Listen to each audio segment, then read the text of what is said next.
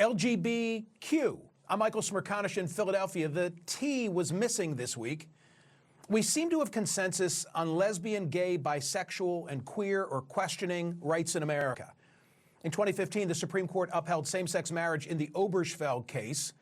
Notwithstanding the occasional baker who refuses to bake a wedding cake for a same-sex couple, I'd say by and large we've moved on from the debate surrounding same-sex marriage. But the T in LGBTQ, as in transgender, has become the new cultural and political divide. As noted by the New York Times, the Trump campaign spent more than $37 million on television ads that invoked transgender issues, nearly 20% of its overall ad budget. That, according to data provided by Ad Impact, an organization that tracks political ad placement and spending. They would never have spent that kind of money without some confirmation that the message was resonating. In one of the election's most notable ads, the Trump campaign highlighted Kamala Harris's embrace of transgender inmate access to taxpayer-funded transitions. You'll remember that tagline, Kamala is for they, them. Trump is for you. It was the Willie Horton ad of the 2024 cycle. An analysis indicated that the Kamala is for they, them ad shifted the race by 2.7 percentage points in favor of Trump after viewers watched it. The shift was particularly pronounced among suburban women and young male voters. But at the same time this cudgel was helping elect Donald Trump, something interesting was happening in Delaware. There, voters elected Sarah McBride, who'd become the nation's first trans candidate elected to a state senate, now as the nation's first transgender member of Congress. Enter Republican Nancy Mace, who we invited, by the way, to be on the program this week. She declined. But what she did do was introduce legislation to restrict Capitol restroom use to a person's biological sex. House Speaker Mike Johnson agreed. McBride stayed above the fray, saying she didn't run for Congress to fight about bathrooms. She also tweeted, everyday Americans go to work with people who have life journeys different from their own and engage with them respectfully. I hope members of Congress can muster that same kindness. In contrast to that grace, Nancy Mace went on the offensive. Are you suggesting that the Representative-elect McBride poses some kind of danger to you and other women in Congress? Absolutely. Absolutely, 100%. This is an assault on women. A man being a biological man, a man with a penis, male genitalia, being in a women's locker room is an assault on women.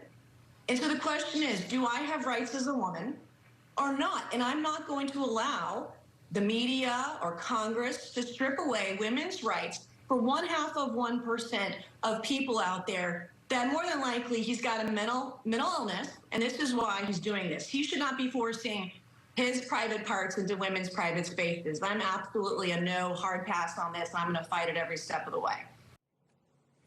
Now she's gone so far as to sell merchandise off her transgender bathroom bill, T-shirts that say, come and take it. It represents quite an expedient change for Nancy Mace, as noted by Monica Hess at The Washington Post.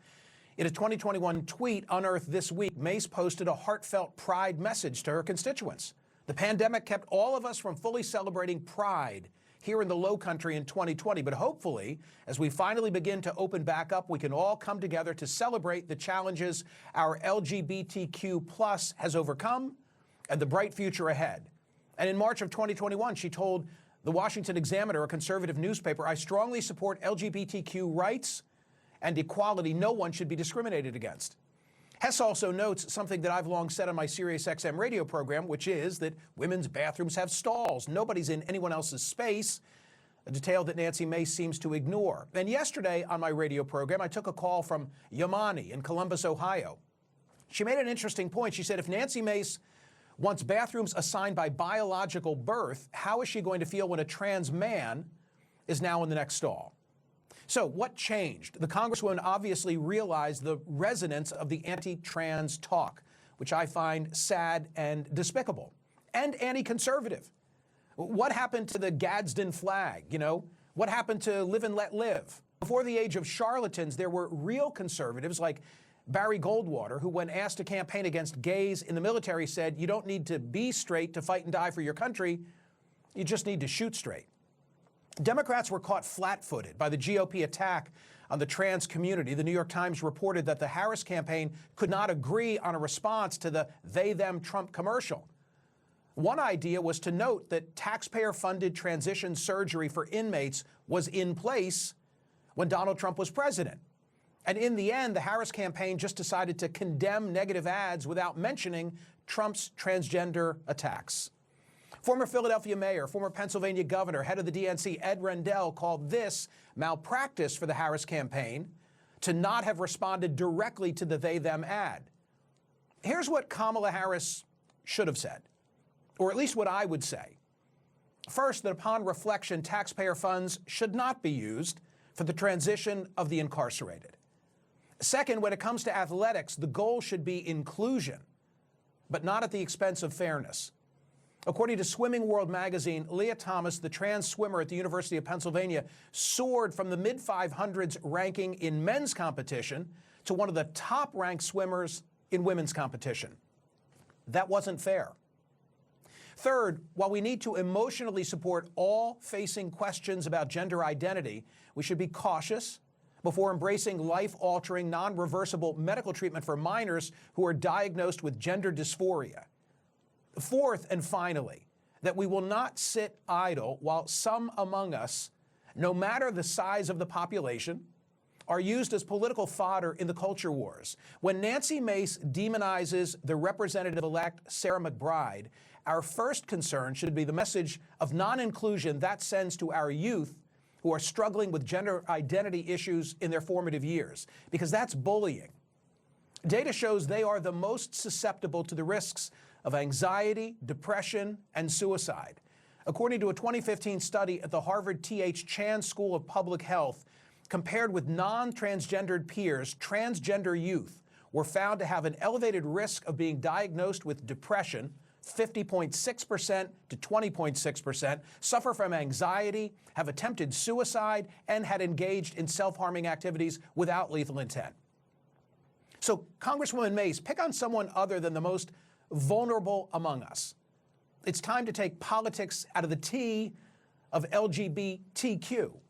Which brings us to today's poll question at Smerconish.com. Should public restroom policies prioritize traditional gender norms or inclusivity?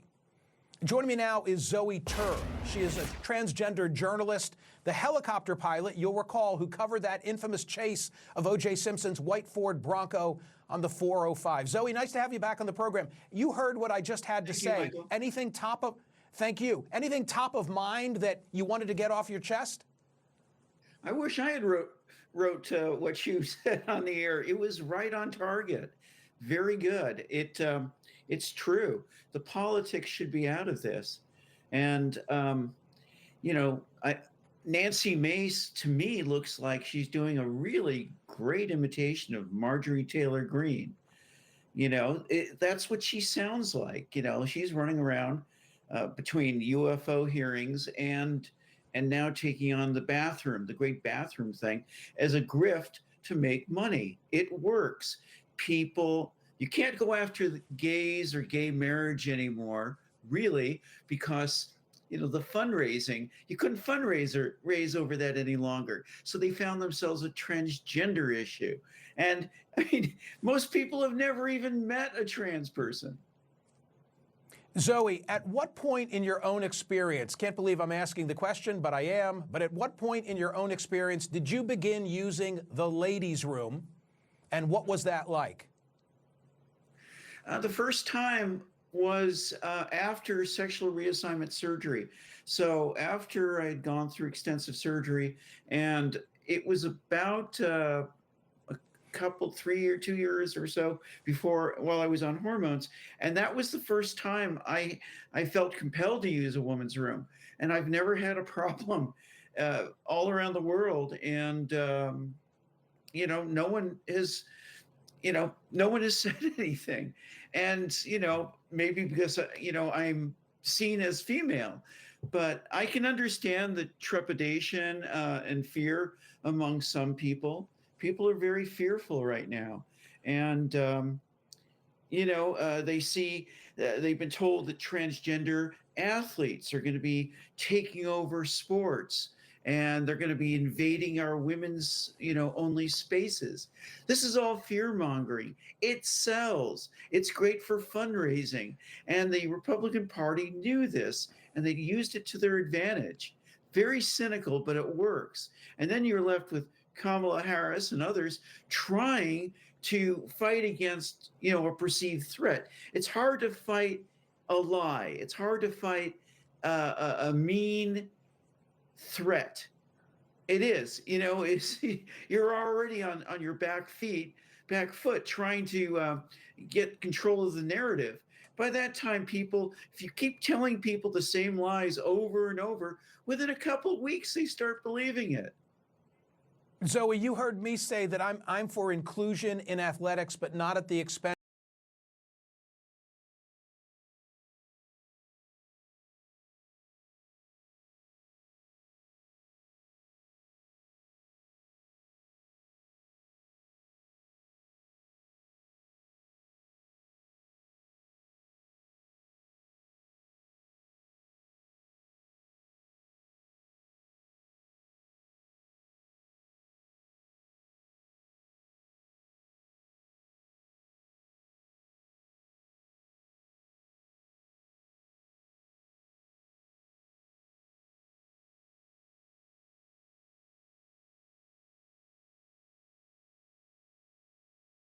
I think we should use common sense.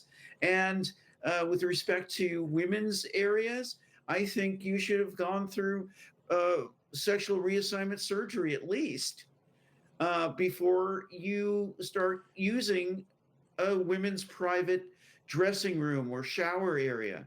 I think it's just the classy thing to do.